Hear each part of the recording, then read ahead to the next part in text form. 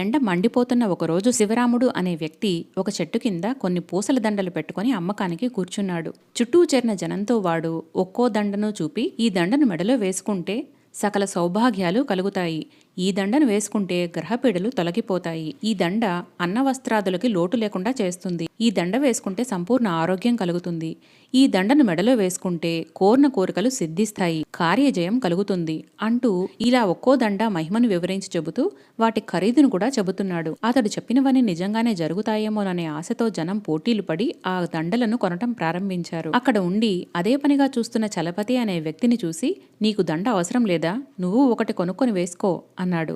అందుకు చలపతి నవ్వి, నువ్వు 4 డబ్బుల కోసం ఈ ఎండలో మండిపోతూ చెమటలు కక్కుకుంటూ అమ్ముకుంటున్నావు, పైగా ఆరోగ్యవంతుడిలా కూడా లేవు.